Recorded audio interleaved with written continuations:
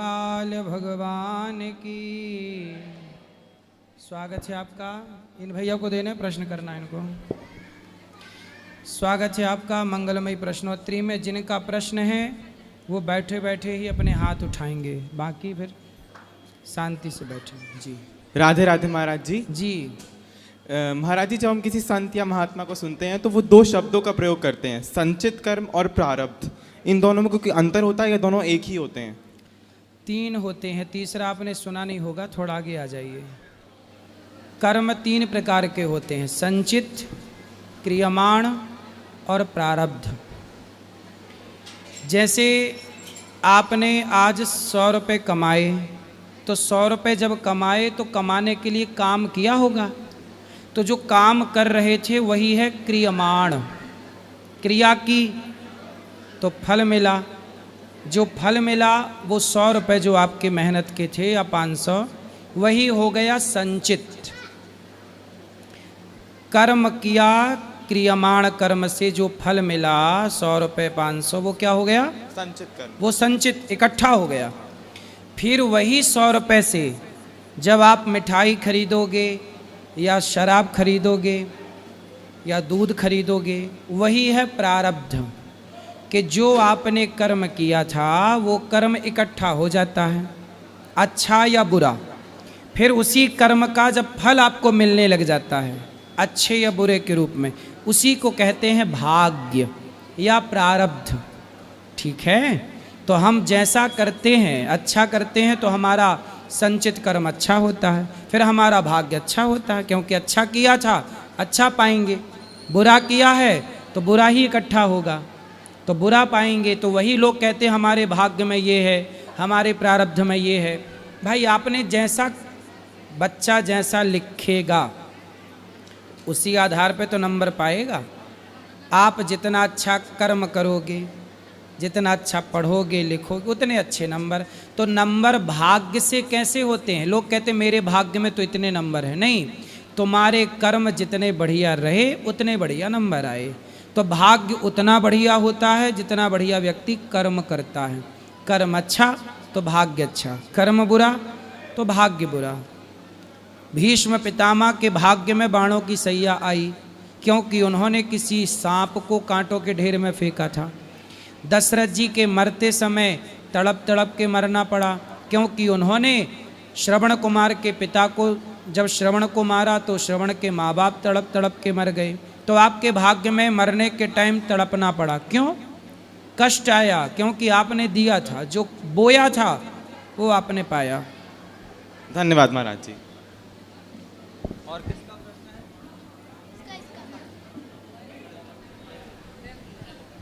राधे राधे गुरुजी। जी आप जब रायपुर आए थे ना, तब मैं पाठक जी तो बहुत चिल्लाया, माइक नहीं मिला। अब मिला, बोलो क्या सवाल है आपका? क्या जैसे भगवान तो तू तरते तू बोलते हैं, भगवान तो तू तरते तू बोलते हैं। तू? हाँ। इसलिए बोलते हैं कि जैसे माँ बोलती है ना बेटे को, तू कहाँ था बेटा, तू कहाँ है, तो माँ अधिकार से बोलती है बेटे को। तो जिसे आप बहुत प्यार करते हैं उस प्रेम में फिर तू तड़ाक की बातें चालू होती। जहाँ तू शब्द का प्रयोग है मतलब वो ज़्यादा घनिष्ठ है, वरना संबोधन में तो लोग आप कहते, आप कैसे हैं, आप, ये व्यवहार है आप। लेकिन जहाँ घनिष्ठता, अब माँ बेटे से नहीं कहेगी बेटा आप कहाँ हो, माँ तो यही बोलती तू कहाँ है। तो जहाँ बहुत प्रेम है वहाँ ऐसे शब्दों का प्रयोग होता है। राधे राधे गुरुजी। जी, ये मैया को बात करनी है, वो मैया को। राधे राधे गुरुजी। जी चरणों में कोटि कोटि प्रणाम। जी, खुश रहिए। आप बुलंदशहर आए थे मार्च में, आपका भागवत थी, डॉक्टर संजीव अग्रवाल जी ने कराया था वहाँ पर। तो मेरी बहुत इच्छा थी कि मैं आपके दर्शन करूँ और भागवत सुनूँ, लेकिन मैं बहुत धर्म संकट में थी उस समय कि 29 मार्च को मेरा बेटा एक्सपायर हो गया था, और मैं बार बार आपका फ्लैक्स देखती थी। भूट चौराया पड़ता है बुलंदशहर में, तो मेरी बड़ी इच्छा होती थी कि मैं महाराज जी के दर्शन करूं और रूबरू महाराज जी के दर्शन करूं। तो बहुत बड़ा मेरे पे संकट था। 20 दिसंबर को मेरे दामाजी डॉक्टर अरुण बंसल जी थे, संजीव के साथी, वो फिजिशियन है, वो हड्डी विशेषज्ञ थे, वो एक्सपायर हो गए। 2 साल से कैंसर में थे वो। और यहाँ पे भी बहुत सेवा की थी उन्होंने प्रेम मंदिर में, और बहुत अच्छे डॉक्टर थे, गोल्ड मेडलिस्ट थे। तो मुझे बहुत संकटों ने घेर रखा था उस समय। बिटिया पुष्पांजलि रहती है, फ्लैट है, 2 बच्चे हैं, बच्चा ITN बच्चा है, रुड़की इंजीनियरिंग में आ गया है उसका, और बेटी जो है वो भी अच्छी बच्ची है, बिरला से उसने टॉप किया है। तो बच्चों का मन भगवान से थोड़ा सा वो हो गया है कि पापा ऐसे क्यों चले गए। तो मैंने बहुत समझाती हूँ, तो आशीर्वाद दीजिए गुरुजी कि वो बच्चे भगवान से जुड़े हैं, उनका मन ना हटे भगवान से। और आए हैं वो बच्चे? जी आए हैं? नहीं आए तो नहीं है, घर पर ही हैं। आए होते तो समझा देते उनको। चलो कथा सुनवाना, उनको समझ में आएगा, ले आना, कभी समझाएंगे। ठीक है महाराज जी। और छोटा सा बच्चा है, बच्चे का आशीर्वाद दीजिए कि वो अच्छा बने, दानी बने आगे। खुश रहिए, खुश रहिए। और मैं डेरा सच्चा सौदा से जुड़ी हुई हूँ, 30 साल हो गए मुझे। मैं पक्की समिति में रूम देने की सेवा मेरी दरबार में रहती है। बहुत मतलब अच्छा बुरा सब चीज़ का मेरे को पता है। मेरे महाराज जी डेरा सच्चा सौदा वाले हैं, जो गुरु राम रहीम जी जो हैं, और मैं बहुत, हम लोग 26 साल सेवा की है दरबार में, आज भी करते हैं, आज भी जाते हैं।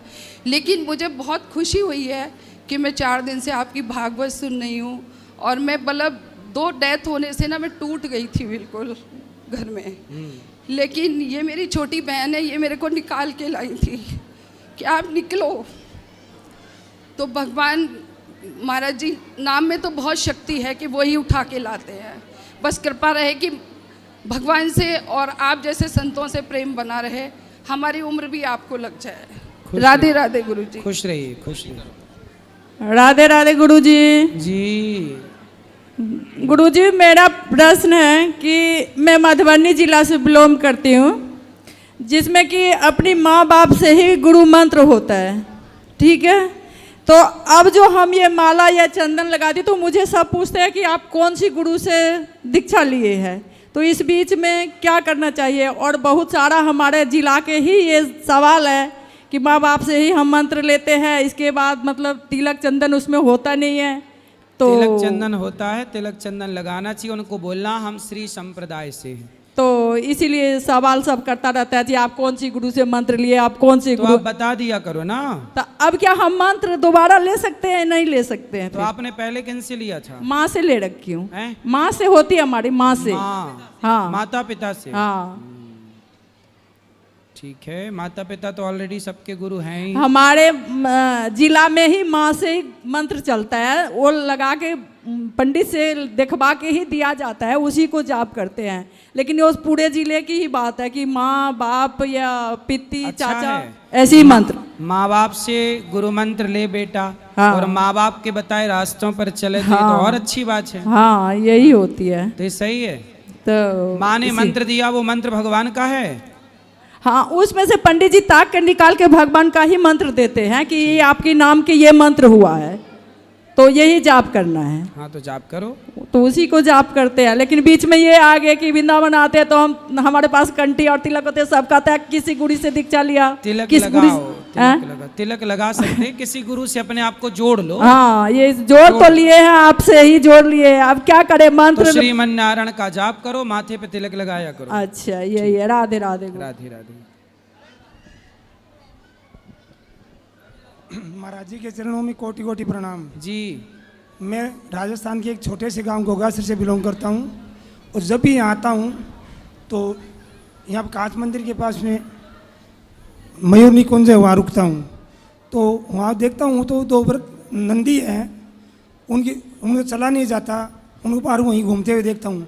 मेरे अर्ज है सर आपसे कि उनकी कोई व्यवस्था करवा दी जाए। तो भिजवा दीजिएगा हमारे गौशाला में। नहीं सर, यहीं है, यहीं देखा है मैंने उनको। कहाँ? यहाँ कांच मंदिर के पास में। ठीक है, हम दिखवाते हैं। जी। दूसरा सर कि जब भी मैंने बचपन से ये देखा है कि कोई भी कष्ट आता है मेरे, तो मैं ठाकुर जी को याद करके सो जाता हूँ। जब भी मैं उठता हूँ तो मेरे कष्ट दूर हो जाते हैं। सही है, भगवान कृपा करते हैं और आप पर। साक्षात दर्शन भी किए सर मैंने। सही है। जी। आपको करना है।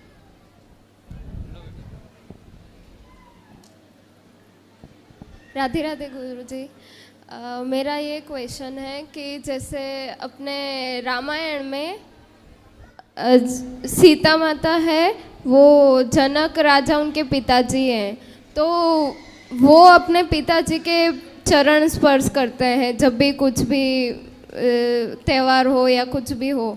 और राम भगवान ने भी उनके चरण स्पर्श किए थे जनक राजा के। तो अपने यहाँ पे ऐसा क्यों है कि माता पिता लड़की के चरण स्पर्श करते हैं, जो मतलब मेरा हस्बैंड होगा या उसके फैमिली वाले, उनको ऐसा सबके फैमिली को चरण स्पर्श करना पड़ता है, ऐसा क्यों? आप क्या चाहते हैं? नहीं, मेरा खाली ऐसा क्वेश्चन है कि ऐसा क्यों है। हमारे यहाँ लड़की जो होती है उसे लक्ष्मी कहा जाता है। तो लक्ष्मी जो है उसके पांव माँ बाप छूते हैं क्योंकि कन्या हैं। लड़की हमारे यहाँ देवी का स्वरूप माना जाती है। कन्या भोज कराते हैं तो कन्या को दुर्गा मान के पूजा ना करते हैं। तो हमारे यहाँ लड़की साक्षात देवी है। तो देवी के पांव पड़ते हैं माता पिता भी कि ये हमारे घर की कन्या है, लक्ष्मी है, इससे हम क्यों पांव पड़वाएं। उसे देवी का स्वरूप मान के उसके पांव छुए जाते हैं। और फिर बाद में उसका जब विवाह होता है तो अपनी लड़की हम जिसे दान कर रहे हैं वो श्रेष्ठ होगा तब तो हम दान करते हैं, क्योंकि दान श्रेष्ठ को ही किया जाता है।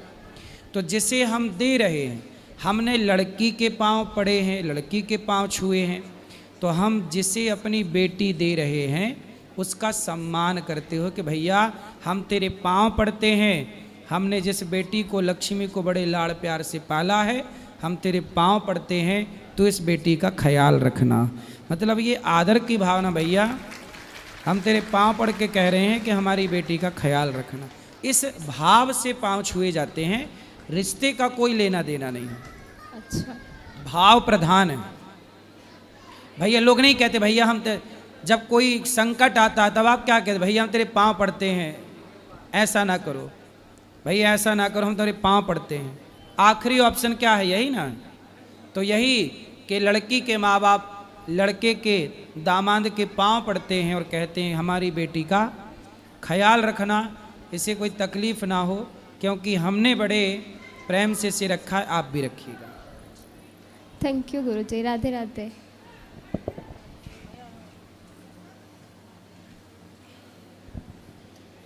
गुरुजी राधे राधे। गुरुजी राधे राधे जी।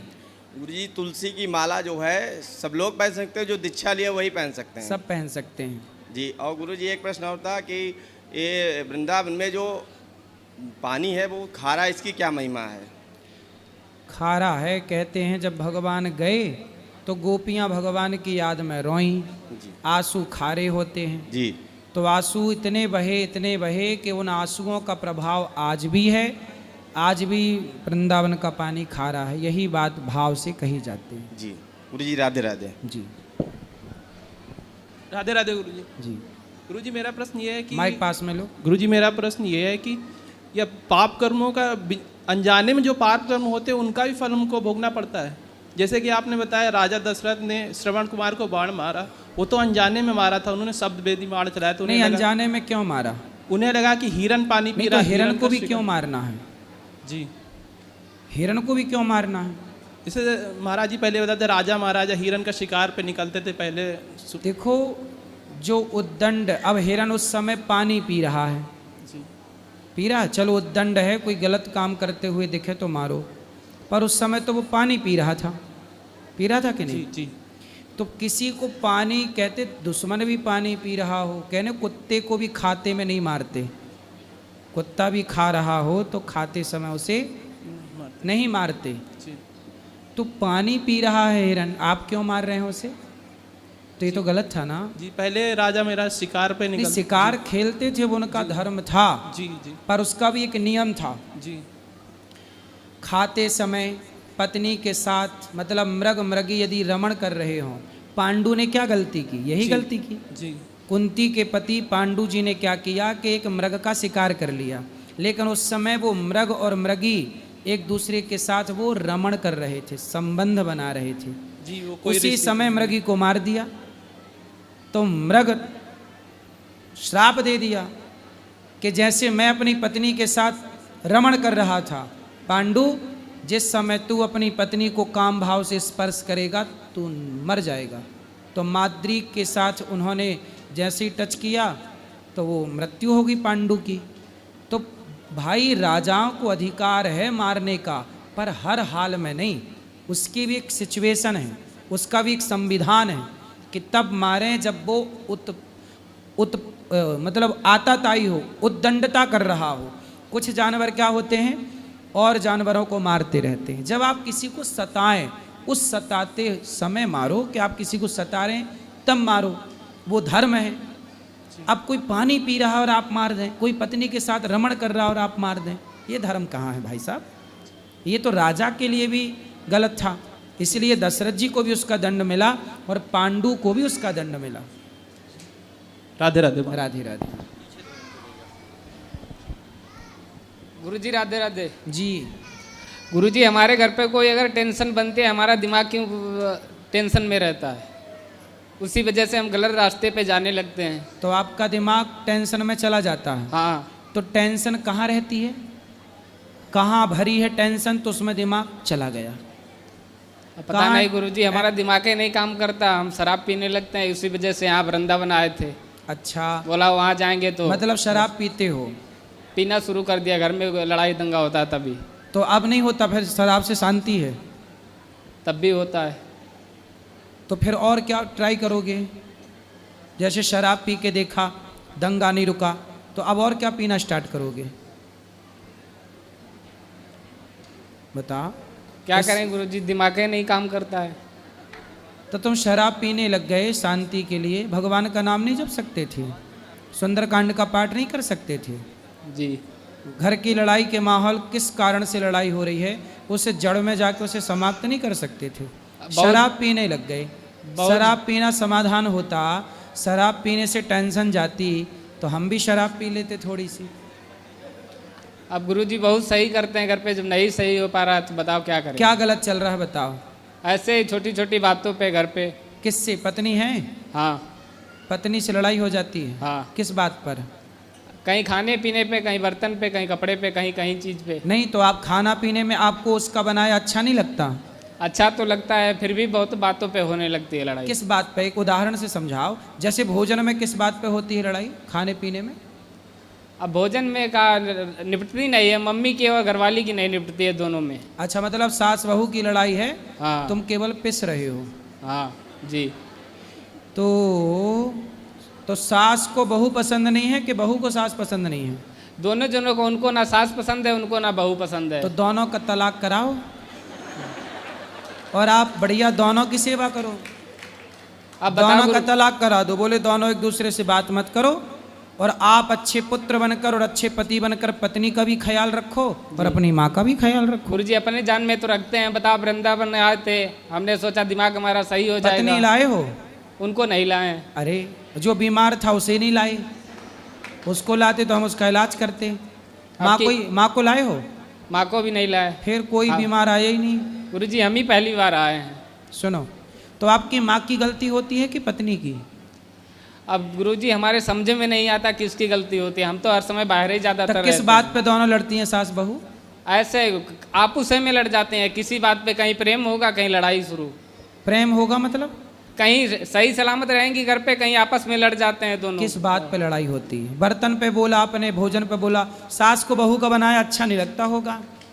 पता नहीं गुरुजी। सास मतलब चटोरी होगी, चटपट खाने वाली, बहू सीधा सीधा बना के देती होगी। अब उनसे पूछो ना, उनकी गलती मालूम होती ना, उनसे पूछो ना उनकी गलती। हम इसी वजह से परेशान रहते हैं। थोड़े दिन तुम घर में रहो है? और पड़ताल करो किसकी गलती है। सास आपकी माँ की गलती है कि आपकी पत्नी की गलती है, और दोनों के बीच में रह के समझौता कराओ। गुरुजी हम भी तो नहीं जान पाते हैं किसकी गलती है, बताओ। तो जानो। है? घर में रहते हो? घर पे नहीं रहते हैं, बाहर ही ज़्यादातर रहते हैं। तब घर पे रहते नहीं तो जानोगे कैसे? हफ्ते भर की छुट्टी लेके घर पे बैठो, सब समझ में आ जाएगा खेल। ठीक है? ठीक। तो पत्नी को ही बोल दिया करो, तू ही चुप रह ले भाग्यवान। अब गुरुजी कह तो चुके, आज 3 साल हो गए शादी को, 3 साल से कह रहे हैं बराबर, किसी के समझ में नहीं आ रहा है। यहाँ आए थे वृंदावन, हमने सोचा यहाँ आ जाएंगे तो हमारा टेंशन में तो दिमाग नहीं होगा। यहाँ भी फोन आ चुका सुबह 2 बार। किसका? घर पे घर वाली से। पत्नी से? हाँ, पत्नी का आया, मम्मी का आया, वहाँ भी लड़ाई चल रही। तो पत्नी क्या बोली फोन पे? ऐसे आपस में हो जाती है, कहीं दूध के बारे में, कहीं खाने पीने के बारे में, ये नहीं दिया वो नहीं दिया, इसी बारे में लड़ाई होती है। कौन बोला ऐसा? मम्मी ने बोला था, वो घरवाली ने बोला था दूध फेना दे दिया। अच्छा, मतलब आपकी माँ हर चीज ताले पे रखती होगी, फिर बहू को कुछ देती ना होगी। जब निपटती नहीं है तो ताले पे रखती हैं। मतलब आपकी माँ सब चीज, नमक भी ताले पे, जीरा भी ताले पे, तो बहू लड़ेगी? मैं तो नमक खा जाऊंगी क्या तेरा? गुरुजी 1 महीने से अलग हो गई हैं, उसी वजह से ज्यादा लड़ती हैं, उसी वजह से जब ज्यादा साथ लड़ाई में रही होती तब लड़ती थी, अब अलग है तो लड़ती। तो सास तुम्हारी माँ चाहती क्या है? तो बताओ गुरुजी किसकी गलती है फिर? अब दोनों की गलती होगी, 50-50। कुछ माँ की गलती, कुछ पत्नी की गलती, दोनों ही समझ जाएं तो घर स्वर्ग बन जाए। तो भाई तो कह रहे हैं गुरुजी सुधर जाओ तो हम भी परंतु सही आप हो जाएं। शराब ना पीना दोस्त। शराब पियोगे तो आप और तीसरा रोग आप पैदा कर लोगे घर पे। अभी तो जी। सास बहू ठीक निपट जाएगी। कितने साल की है माँ आपकी? माँ होंगी कम से कम 35-40 साल की। 35 साल की। 40 साल की माँ है? 35 साल की। 35 साल की। 35 साल की। 35 साल की? जी। और तुम कितने साल के हो? हम आए ऐसे 22 साल के। 22 साल के हो? तुम 22 साल के हो? हाँ। और पत्नी कितने साल की है? पत्नी भी है ऐसे 22-23 साल की। और माँ 35 साल की है। जी। गजब नहीं कर दिया तुम्हारी माँ ने, हैं? 35 साल की ना होगी छोरा, 45 साल की होगी। जी। 45-50 साल की होंगी तुम्हारी माँ। माँ के बाल पक गए कि नहीं? नहीं। अभी नहीं पके? नहीं। तुम सही 22 साल के हो? हाँ। तुम्हारी शादी 3 साल पहले हुई? जी। तो इतने जल्दी काहे कर लिया? अब कर दी पापा ने। पापा कितने साल के हैं? पापा भी होंगे ऐसे 35-40 साल के। पापा भी 40 साल के हैं, वो ज़्यादा थोड़ी है ना। मतलब ज़्यादा बड़े उम्र नहीं है अभी? नहीं। अरे तो फिर 35 साल की माँ है और 22 साल की पत्नी है। जी। तो समझाओ कि भैया सास तो अभी बहुत रहेगी, तो मिलजुल के रहो। अब समझाते तो गुरुजी बहुत हैं अपनी जान में। हाँ। तुम्हारा जन्म कब हुआ था, किस सन में? इतना नहीं गुरुजी मालूम। मालूम नहीं है? हैप्पी बर्थडे टू यू कब आता है तुम्हारा? मेरा नहीं मनाया जाता है। क्यों? नहीं। क्यों नहीं मनाया जाता आपका? पता कि याद नहीं है? अब पता नहीं। अच्छा, जब याद ही नहीं है तो मनाया क्या जाएगा? मनाया तब जाए जब याद हो। तुम सब भूल गए।